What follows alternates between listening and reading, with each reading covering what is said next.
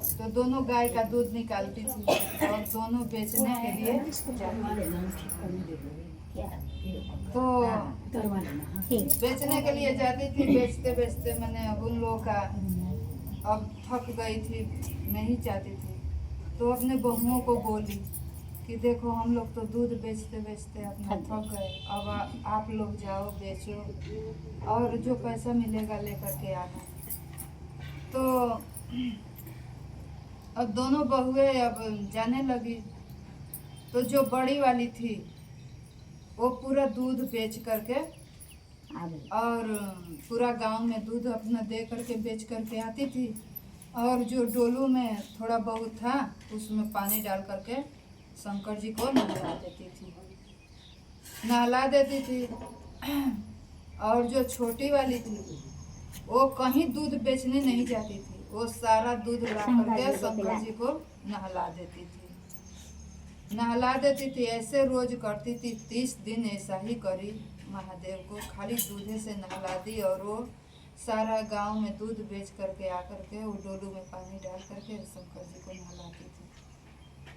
तो अब उनकी सास बोली कि बहू दूध महीना पूरा हो गया, दूध का पैसा लेके आओ।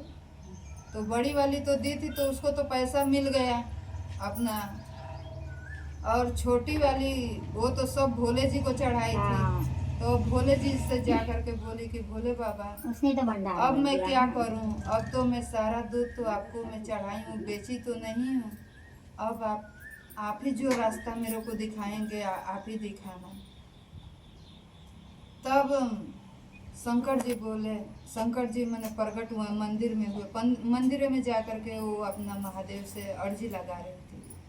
तो प्रकट हुए, बोले कि बच्चा आप जाओ, एक टोकरी और एक लाल कपड़ा लेकर के आओ। तो वो गई तो एक टोकरी और एक लाल कपड़ा लेकर के आई। तो भोले बाबा उसके टोकरी में शंकर भगवान की एक बेलपत्र उस टोकरी में लाल कपड़ा बिछा करके और ढक करके उसके सर पर उठा दिए। उसके बाद अब वो जा रही थी, जैसे आगे बढ़ती गई रास्ता में अपना, तो उसका सिर पर वो टोकरी भारी होता जा रहा था। और शंकर जी बोले थे कि बीच आंगन में जा करके अपने सास से ये टोकरी उतरवाना, सासे से उतरवाना। वो गई, भारी टोकरी था उसका, हो गया था। बोली माँ जी टोकरी उतारिए ना, बहुत भारी है।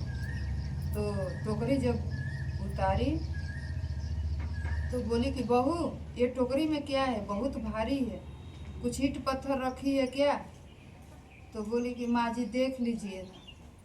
तो वो जब देखी तो बोली कि ये तो सब सोना चांदी रुपया पैसा हीरा मोती ये सब ये कहाँ से ये लेकर के आई, किसका चोरी चमारी करी? तो वो बोली कि माँ जी मैं ना आप दूध बेचने के लिए बोली थी, मैं दूध नहीं बेचती थी, मैं दूध सारा में मंदिर में चढ़ाती थी शंकर जी के। और आप जब पैसे के लिए बोली कि आज महीना पूरा हो गया पैसे लेकर के आना, तो मैं महादेव से जा कर के बोली कि महादेव मैं तो अब दूध तो आपको मैं चढ़ा दी, आप पैसे मैं कहाँ से ला करके सास को दूंगी? तो महादेव बोले कि एक टोकरी और एक लाल कपड़ा लेकर के आना, उसमें हम कुछ देंगे।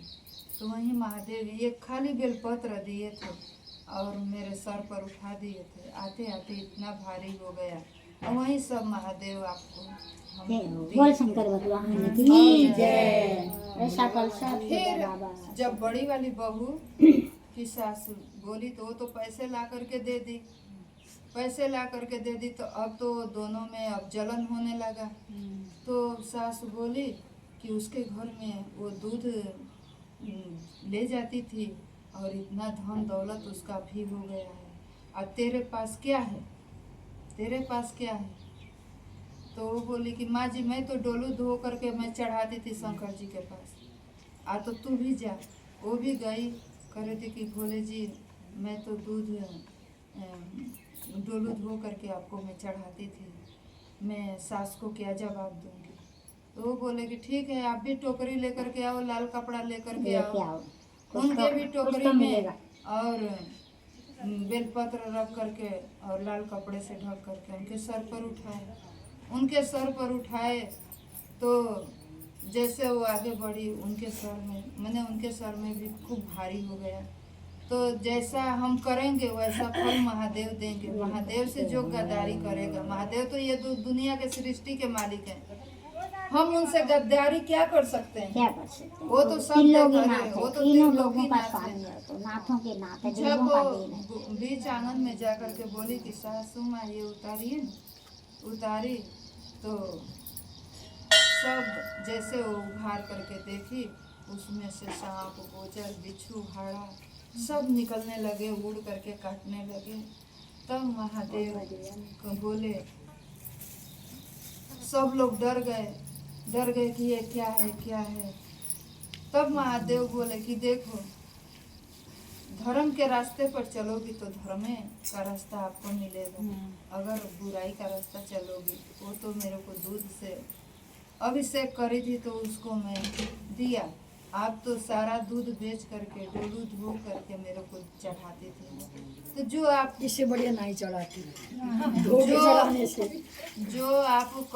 चढ़ाती तो कथा कहाँ से होती?